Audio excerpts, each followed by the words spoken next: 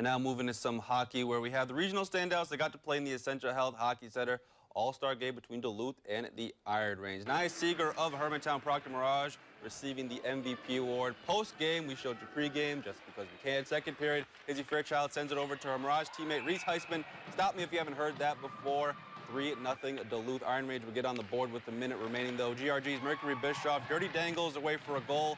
Third period now, off the rebound, a Heitzman sneaks it in the bottom corner as Team Duluth go on to win the first ever girls All-Star game 6-1. Now on the boys' side of the Heritage Center, Range looking for the split. This would help starting the scoring, not even a minute off the clock. Grand Rapids' Barrow Murphy completes the give-and-go. The Midgie's Wyatt Matfield to put the Range up 1-0. Only 3 minutes later, Rockridge's Dylan Headley snagging the puck, firing a laser past the goalie.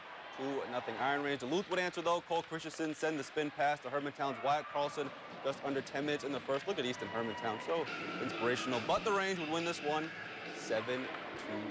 And staying on the ice, Bulldogs